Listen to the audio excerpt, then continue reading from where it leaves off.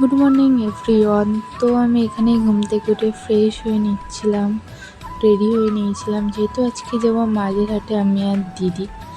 তো তারপরেই খাওয়া দাওয়া করে বার হয়ে গিয়েছিলাম, যেহেতু আমাদের যেতে হবে অনেকটা দূরে, অনেক সকালেই বার হয়েছি বলতে পারো।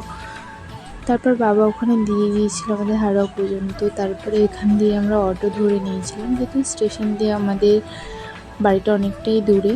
তো তারপরে স্টেশনে পৌঁছে দিদি এখানে টিকিট কেটে নিয়েছিল। তারপরে আমাদের টিকিট কাটা হয়ে গেলে আমরা স্টেশন দিয়ে হেঁটে হেঁটে ওইদিকে 2 নম্বর প্ল্যাটফর্মে যাচ্ছিলাম, যেহেতু মাঝেরহাটে যাব। তো তারপরে এখানে আমাদের ট্রেন ঢুকে গিয়েছিল মাঝেরহাট যাওয়ার। তারপরে ট্রেনে উঠে গিয়েছিলাম। আর ট্রেনে প্রচুর ভিড় ছিল আজকে, যেহেতু বুধবার। দেখো ভিড়টা শুধু কতটা। তারপরে এখানে পৌঁছে গিয়েছিলাম কলকাতা স্টেশনে। মাঝেরহাট যেতে গেলে এই কলকাতা স্টেশনটা পড়ে, আর ভীষণ ভালো লাগে আমার এই স্টেশনটা। তারপরে এই যে মাঝেরহাট স্টেশনে পৌঁছে গিয়েছিলাম।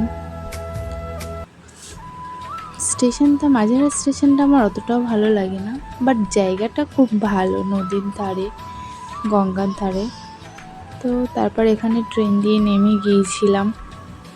এটা হলো মাঝেরহাট, তার মানে বাগবাজার স্টেশন। যেহেতু বাগবাজারে গিয়েছিলাম, পুরো মাঝেরহাটে যাইনি, আমরা বাগবাজারে গিয়েছিলাম। যেহেতু আজকে দুটো দিদির সাথে একটা দাদার সাথে দেখা করতে গিয়েছিলাম, তারা এখন আসেনি। তো আমরা একটু আগেই পৌঁছে গিয়েছিলাম। তো আমাদের এখন ওদের জন্য ওয়েট করতে হবে।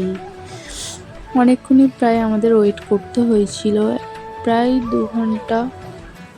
তারপর আমরা সুন্দর একটা ঘাট দেখে বসছিলাম, বাট এই ঘাটটায় গিয়েছিলাম প্রথম ঘাটে। ওই ঘাটটা একটু নোংরা মধ্যে ছিল বলে আমরা আবার অন্য ঘাটে যাচ্ছিলাম হেঁটে হেঁটে, যেহেতু অনেকক্ষণ বসতে হবে, তার জন্য একটু পরিষ্কার ভালো জায়গা খুঁজছিলাম।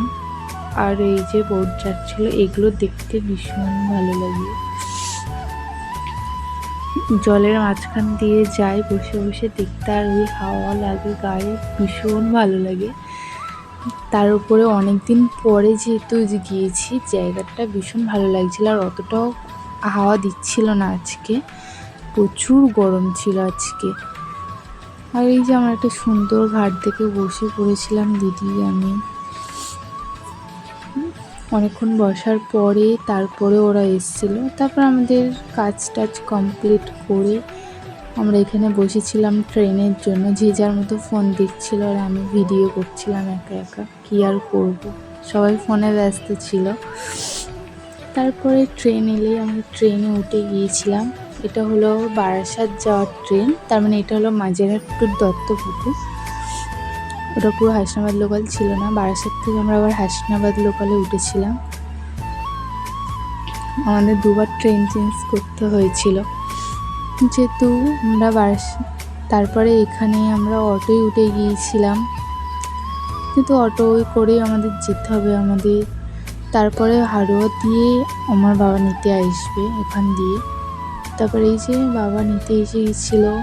আর এই দেখো রাস্তায় প্রচুর জ্যাম ছিল, সেই জ্যামটা কাটাতে কাটাতেই আমাদের 1 ঘন্টা লেগে গিয়েছিল, কারণ যেহেতু নতুন রাস্তা হচ্ছে, আর জ্যাম ছিল প্রচুর প্রচুর জ্যাম।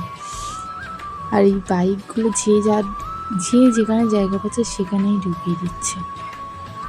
তারপরে এই যে আমরা চলে এসেছিলাম এখানটাতে। দিদি আর আমি যাওয়ার সময় বলছিলাম আসার সময় ফুচকা খাবো, কিন্তু এত পরিমাণে গরম পড়েছিল আজকে সারাদিন, তারপর আর খাওয়া হয়নি। তারপর বাড়ি এসেছিলাম।